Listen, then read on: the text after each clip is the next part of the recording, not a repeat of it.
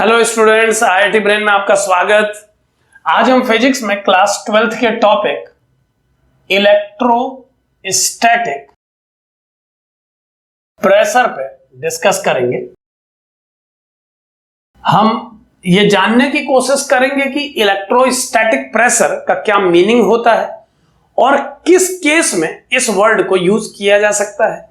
सबसे पहले आप ध्यान दें कि कंडक्टर्स की प्रॉपर्टीज में हम ये पढ़ चुके हैं कि कंडक्टर्स को दिया गया कंप्लीट चार्ज उनके सरफेस पर एग्जिस्ट करता है। ये चार्ज उस सरफेस पर किस तरह से डिस्ट्रीब्यूट होगा ये डिपेंड करता है उस कंडक्टर के शेप पर। मान लीजिए एक आर्बिट्रेरी शेप का कंडक्टर जो कि कुछ इस तरह से प्रेजेंट किया जा सकता है हमें दिया गया है और हमें इसके सरफेस पर कुछ चार्ज डिस्ट्रीब्यूट करना है या हमें इस कंडक्टर को कुछ चार्ज देना है।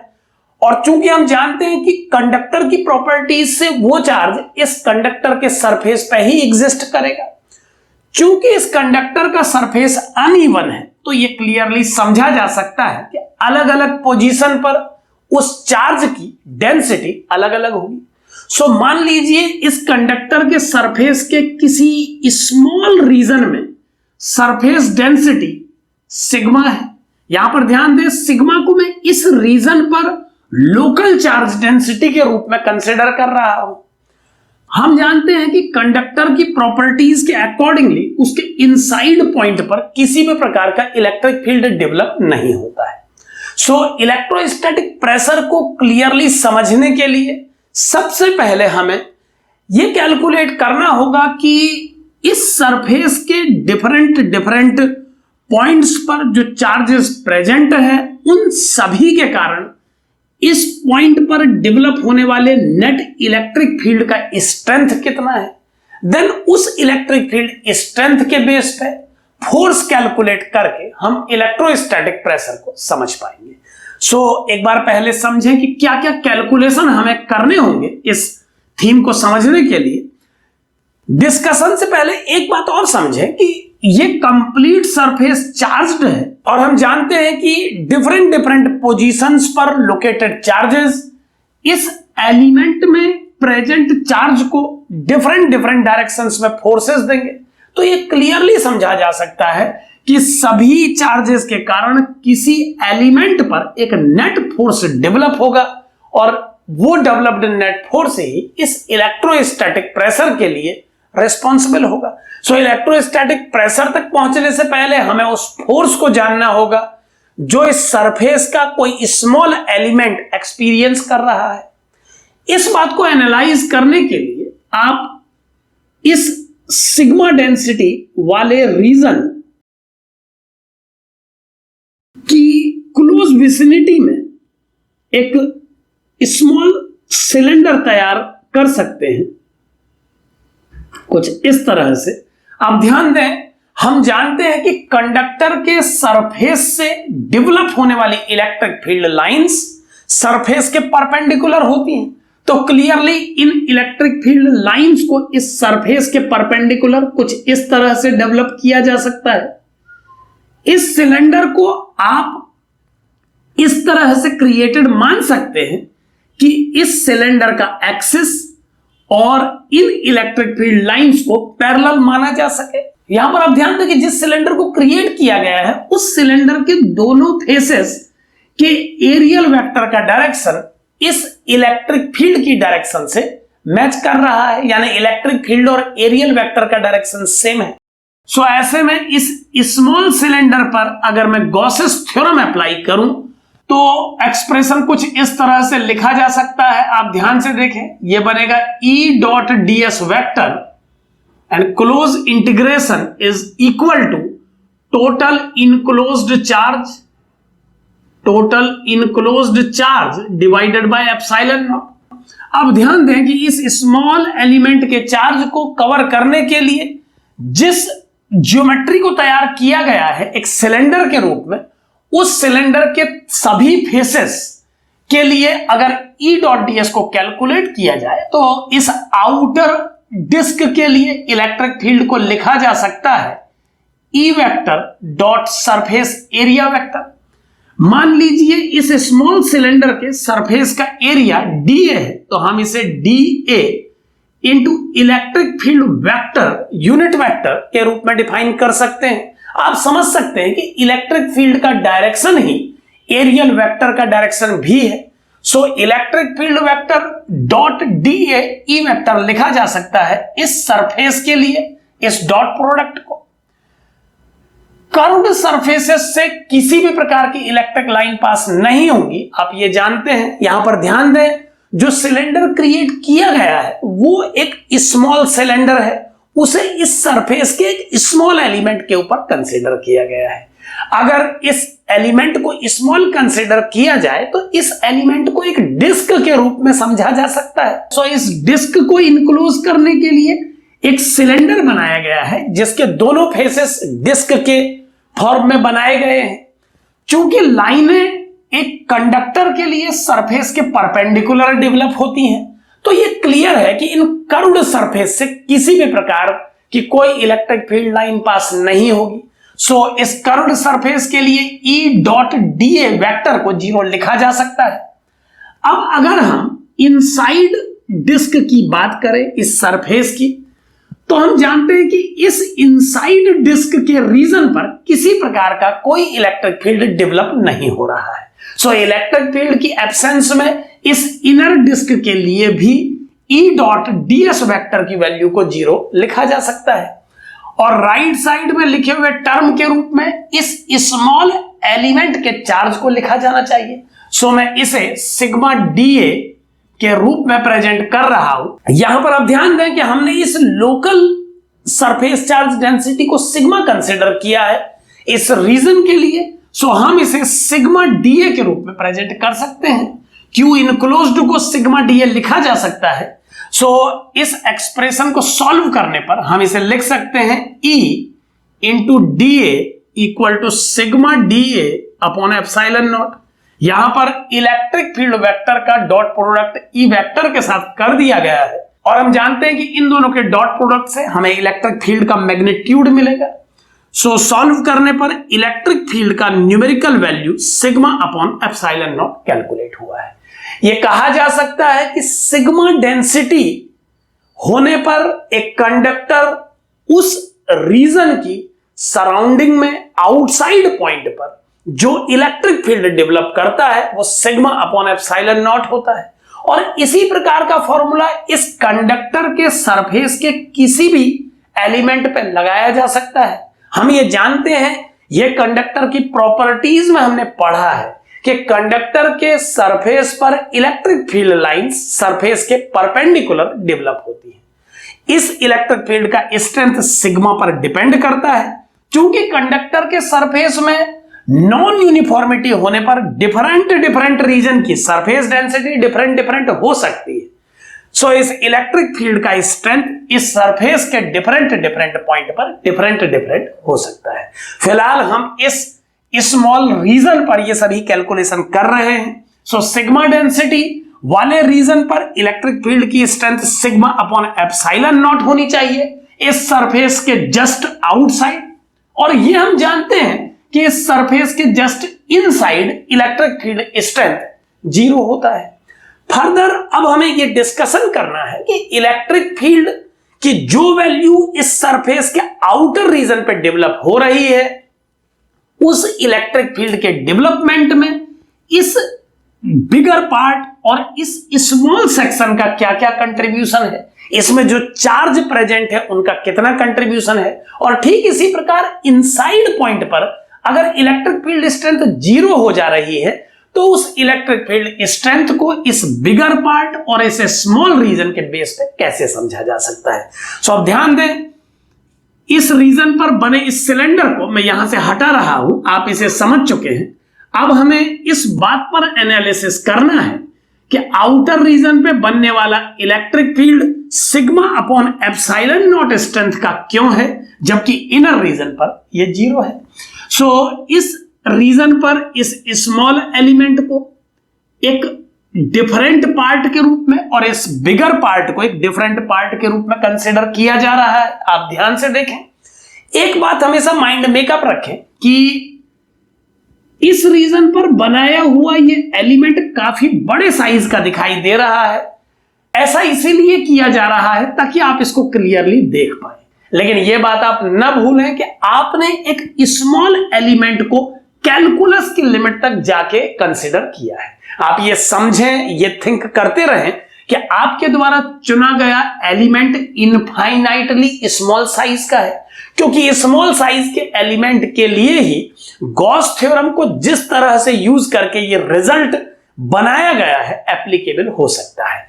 सो इस स्मॉल पार्ट को एक सिस्टम मानते हुए और इस बिगर पार्ट को दूसरा सिस्टम मानते हुए अगर मैं इस आउटर पॉइंट पर इलेक्ट्रिक फील्ड को एक्सप्लेन करूं, तो इस आउटर पॉइंट पर बनने वाले इलेक्ट्रिक फील्ड में इस स्मॉल पार्ट के कंट्रीब्यूशन को ई स्मॉल और बिगर पार्ट के कंट्रीब्यूशन को ई बिगर कहते हुए हम कुछ इस तरह से आउटकम दे पाएंगे। आप ध्यान से देखें, electric field due to small element plus electric field due to bigger part equal to sigma upon epsilon naught into N cap.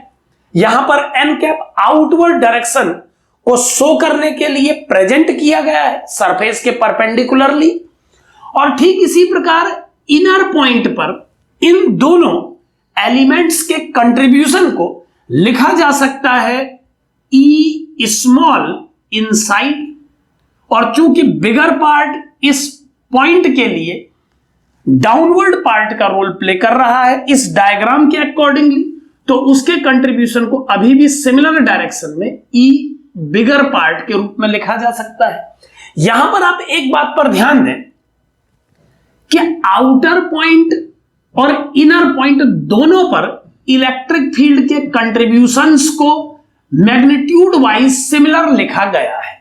इस बात पर ध्यान दें कि हमने इस एलिमेंट को स्मॉल कंसीडर किया है और जिस पॉइंट पे डिस्कशन चल रहा है वो इस सरफेस के क्लोजेस्ट पॉइंट।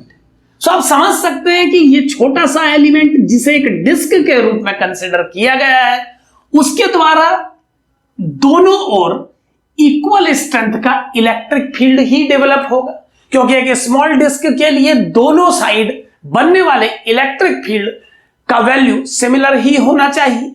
ठीक इसी प्रकार इस बिगर पार्ट के कारण जिन दो पॉइंट पर इलेक्ट्रिक फील्ड को एक्सप्लेन किया जा रहा है इनसाइड और आउटसाइड, वो बिल्कुल क्लोजेस्ट पॉइंट है। उन दोनों की पोजीशन ऑलमोस्ट इक्वल ही है।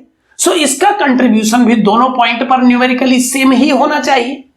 सो अगर इन दोनों पार्ट का कंट्रीब्यूशन दोनों कंडीशंस में एक सा है न्यूमेरिकली, तो फिर दोनों पॉइंट पर इलेक्ट्रिक फील्ड वेक्टर की वैल्यू अलग अलग होने को कैसे समझा जाए, तो उसके लिए हमें इन वेक्टर्स की डायरेक्शंस को समझना होगा। आप ध्यान दें कि इस स्मॉलर पार्ट के कारण आउटसाइड पॉइंट पर और इस बिगर पार्ट के कारण आउटसाइड पॉइंट पर इलेक्ट्रिक फील्ड एक ही डायरेक्शन में होंगे। आप ये देख सकते हैं कि स्मॉल पार्ट अपने अपसाइड किसी पॉइंट पर अपवर्ड डायरेक्शन में इलेक्ट्रिक फील्ड डेवलप करेगा, जबकि अपने डाउन साइड किसी पॉइंट पर डाउनवर्ड डायरेक्शन में। लेकिन बिगर पार्ट जिसके लिए दोनों ही पॉइंट अपसाइड है, इलेक्ट्रिक फील्ड का डायरेक्शन भी अपसाइड ही होना चाहिए। यही वजह है कि हमने एरो में ईबी को दोनों पोजीशंस पे सिमिलर डायरेक्शन में प्रेजेंट किया है, जबकि ईएस की डायरेक्शन को चेंज किया है।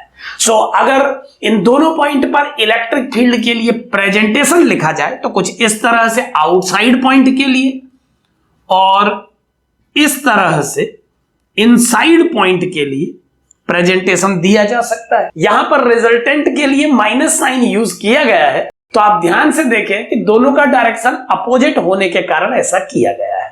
आप ये ना समझे कि दोनों पार्ट्स के कारण बनने वाले इलेक्ट्रिक फील्ड को घटाया जा रहा है, ऐसा नहीं किया जा रहा है। हम देख पा रहे हैं कि दोनों का डायरेक्शन अपोजिट है, इसीलिए समेशन करने पर भी माइनस साइन ही यूज होगा। सो इनसाइड पॉइंट और आउटसाइड पॉइंट के लिए कुछ इस तरह से प्रेजेंटेशन दिए जा सकते हैं। और अब अगर इन इक्वेशंस को सॉल्व किया जाए तो हम देख सकते हैं कि सेकेंड इक्वेशन के अकॉर्डिंगली ई एस वेक्टर और ईबी वेक्टर इक्वल है। सो अगर ई एस वेक्टर को ईबी वेक्टर के इक्वल अप्लाई किया जाए तो फर्स्ट इक्वेशन बन जाएगी 2 E B vector equal to sigma upon epsilon naught into N cap. और सॉल्व करने पर हमें ई बी वेक्टर का वैल्यू मिलेगा sigma upon 2 epsilon naught into N cap. चूंकि ई एस वेक्टर और ई बी वेक्टर का मैग्नीट्यूड इक्वल है, सो इसे E S vector equal to E B vector equal to sigma upon 2 epsilon naught N cap के रूप में लिखा जा सकता है।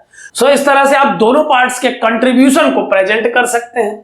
दोनों पार्ट्स सिमिलर कंट्रीब्यूट कर रहे हैं इलेक्ट्रिक फील्ड में, और कुछ इस तरह का मैग्नीट्यूड हमें मिला है सिग्मा अपॉन 2 एप्सिलॉन नॉट। अब ध्यान दें, हम जानते हैं कि इस पॉइंट पर बनने वाले इलेक्ट्रिक फील्ड में इस बिगर पार्ट और इस स्मॉलर पार्ट दोनों का कंट्रीब्यूशन एक बराबर है। इस इलेक्ट्रिक फील्ड की स्ट्रेंथ को दोनों पार्ट्स के कारण इस पॉइंट पर निकाला जा चुका है।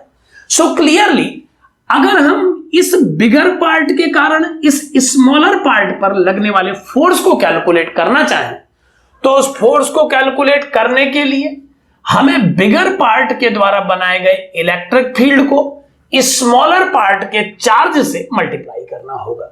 आप देख सकते हैं कि सिग्मा और डीए के प्रोडक्ट के रूप में इस स्मॉलर पार्ट के चार्ज को प्रेजेंट किया जा सकता है। सो एफ वेक्टर को E B vector into sigma D A से लिखा जा सकता है।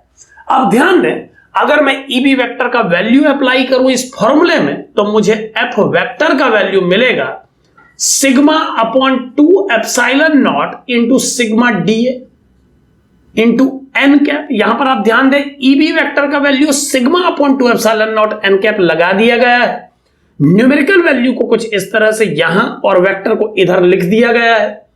एफ वेक्टर के फाइनल वैल्यू को आप देख सकते हैं sigma square upon 2 epsilon naught into D A N cap. अब एक बात ध्यान से समझें कि ये फोर्स आप एक स्मॉल एलिमेंट पे कंसिडर कर रहे हैं, सो मैं इसे डी एफ वेक्टर से प्रेजेंट कर दे रहा हूं। अब ध्यान से समझें कि इस डी एफ वेक्टर को इस स्मॉल एलिमेंट में लगने वाले फोर्स के रूप में लिखा जा रहा है। सो डी एफ वेक्टर को हम sigma square upon 2 epsilon naught into D A N cap लिख सकते हैं। डीए इस स्मॉल एलिमेंट के एरिया को प्रेजेंट कर रहा है, जबकि एन कैप आउटवर्ड डायरेक्शन में बनाए गए नॉर्मल को। हम जानते हैं कि किसी एलिमेंट के लिए एरिया वेक्टर का डायरेक्शन भी आउटवर्ड नॉर्मल के अलोंग होता है। सो इस डीए और एन कैप को डीए वेक्टर के रूप में प्रेजेंट किया जा सकता है। सो अगर मैं इस डीए और एन कैप को डीए वेक्टर के रूप में प्रेजेंट करूं, तो जो आउटकम मुझे मिलेगा, एक बार आप ध्यान से देखें, ये होगा D F vector equal to sigma square upon 2 epsilon naught D A vector. यानी कुछ इस तरह से इस स्मॉल एलिमेंट पर फोर्स को कैलकुलेट कर सकेंगे आप इस बिगर पार्ट के कारण। ये बात आप ध्यान रखें कि कंप्लीट कंडक्टिंग सरफेस चार्ज्ड है, जिसके कारण हर पार्टिकल दूसरे पार्टिकल पर फोर्स एक्सर्ट कर रहा है। एक रीजन का चार्ज दूसरे रीजन के चार्ज में फोर्स लगा रहा है, और उसी फोर्स को इस स्मॉल एलिमेंट पे कैलकुलेट किया गया है। इस फोर्स को कैलकुलेट करने के लिए पहले यह पता लगाया गया कि इसे छोड़ के रिमेनिंग बिगर पार्ट ने कितना इलेक्ट्रिक फील्ड इस रीजन पे बनाया, और फिर उसके द्वारा बनाए गए इलेक्ट्रिक फील्ड में इस रीजन में प्रेजेंट चार्ज पर फोर्स निकाला गया। इस तरह से डीएफ वेक्टर की वैल्यू पता की गई।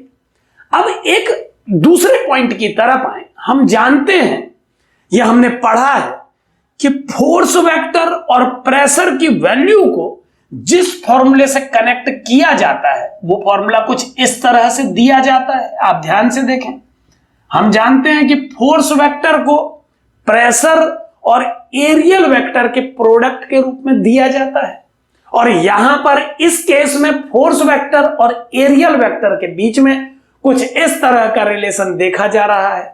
सो अगर मैं इन दोनों इक्वेशंस को कंपेयर करूं, तो इलेक्ट्रोस्टैटिक प्रेशर के रूप में जो आउटकम मुझे मिलेगा वो होगा sigma square upon 2 epsilon naught. यहां पर ध्यान दें कि ये प्रेशर डेवलप हो रहा है इन चार्जेस के बीच में लगने वाले फोर्स के कारण। सो इस केस में इसे इलेक्ट्रोस्टैटिक प्रेशर कहा जा रहा है। आप समझते हैं कि जब हम मैकेनिक्स में प्रेशर को डिफाइन करते हैं, तो वहां पर ग्रेविटी के केसेस में ग्रेविटेशनल केसेस और इसी प्रकार अदर केसेस में हम इस वर्ड को यूज करते हैं। ठीक इसी प्रकार यहां पर इलेक्ट्रोस्टैटिक प्रेशर ये बताता है कि डिफरेंट डिफरेंट पोजीशंस में डिफरेंट डिफरेंट चार्ज की प्रेजेंस किसी भी पोजीशन में लोकेटेड चार्ज पर एक नेट फोर्स डेवलप कर रही है। इस सरफेस के हर पॉइंट पर एक प्रेशर डेवलप हो रहा है और इस प्रेशर के डेवलप होने की वजह इस सरफेस पर प्रेजेंट चार्ज है। यही वजह है कि इसे इलेक्ट्रोस्टैटिक प्रेशर के रूप में जाना जाता है। सो इलेक्ट्रोस्टैटिक प्रेशर को sigma square upon 2 epsilon not value के रूप में समझा जा सकता है। इलेक्ट्रोस्टैटिक प्रेशर का कैलकुलेशन काफी यूजफुल होता है क्योंकि हम जानते हैं कि अगर हम इस सरफेस के डिफरेंट डिफरेंट पॉइंट पर प्रेशर की वैल्यू को यूज करें तो एरियल वेक्टर की हेल्प से किसी भी एलिमेंट पर फोर्स वेक्टर को बताया जा सकेगा। तो इस तरह से प्रेशर का कैलकुलेशन हमें कई प्रॉब्लम्स में फोर्स के कैलकुलेशन में काफी हेल्प करेगा। Thank you.